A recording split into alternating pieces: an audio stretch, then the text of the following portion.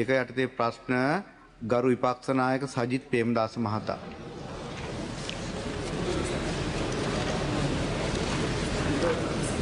ශ්‍රී ලාංකික අපට බංකොලොත් වූ රටක අත්දැකීම් ලබන්නට හේතු වූ එක් සුවිශේෂී කරුණක් වන්නේ දුර්වල ණය කළමනාකරණයයි.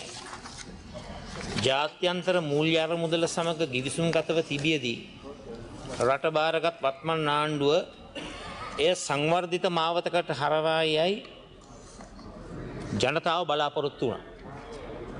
ඒ අනුව නව රජයට වසරක් ඉක්ම ගොස් ඇති මේ අවස්ථාවේ රටේ ඉදිරි සංවර්ධිත ඉලක්ක හා ඒ සඳහා වන ආර්ථිකයේ සූදානම දැන ගැනීම සඳහා මම මේ ප්‍රශ්න ඉදිරිපත් කරනවා.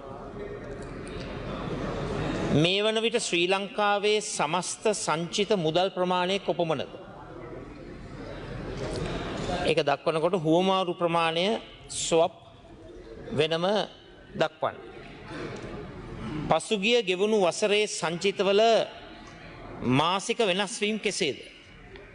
මම මේ ප්‍රශ්නය අහන්නේ විශේෂයෙන්ම 2028 වන විට ඩොලර් බිලියන 15ක සංචිත ඉලක්කයක් සපුරාලන්නට රජය සැලසුම් කරලා තිබෙන නිසා.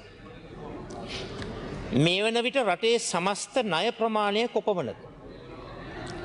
එම ණය තුල දේශීය ණය සහ විදේශීය ණය කොපමණද යන්න වෙන්වෙන්ව සඳහන් කළ හැකිද? එයින් වත්මන් රජයේ බලයට පත්වීමෙන් පසු ලබාගෙන ඇති ණය ප්‍රමාණය දේශීය සහ විදේශීය කවරේ? විදේශ ණය සම්බන්ධයෙන් ගත් කල එය ද්විපාර්ශවීය බහුපාර්ශවීය සහ ස්වෛරී බැඳුම් කර ලෙස වෙන්වෙන් වශයෙන් තොරතුරු ඉදිරිපත් කරන්නේද?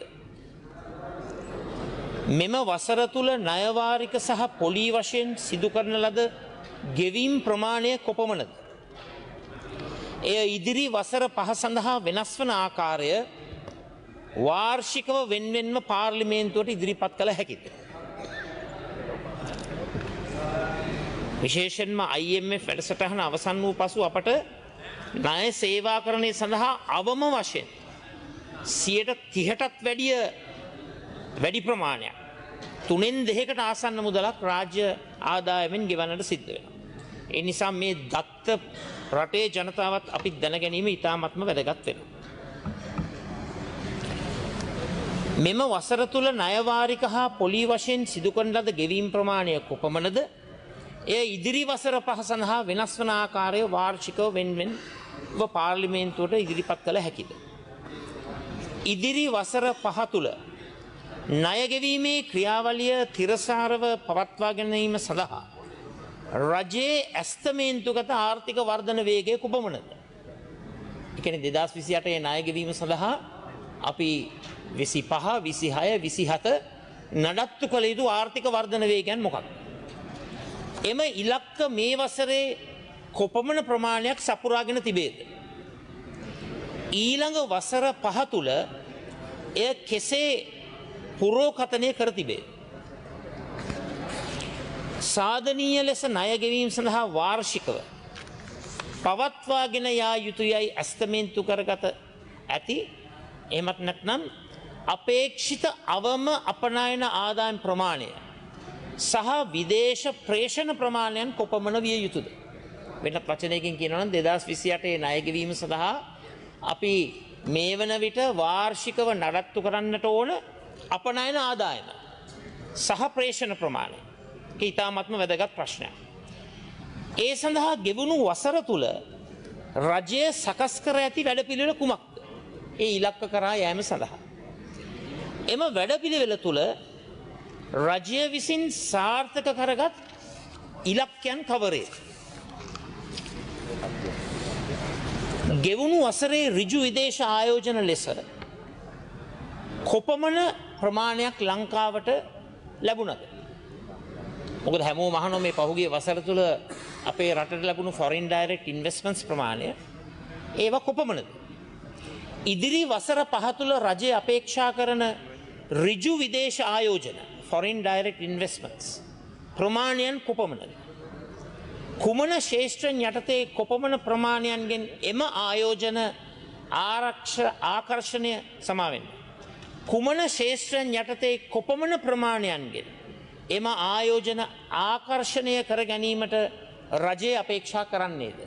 කැන ෆොරින් ඩයිරෙක්ට් ඉන්වෙස්ට්මන්ට්ස් මොන මොන සෙක්ටර්ස් වලින්ද අපේ රටට ලබා ගන්නට අදහස් කරන්නේ. මම මේක විශේෂයෙන් මහල්ලේ ගරු කතානායකතුමනි අද Center for Poverty Analysis ආයතනය සඳහන් කරලා තියෙනවා අපේ රටේ ලක්ෂ 80ක් දුප්පතුන් ඉන්නවයි කියලා.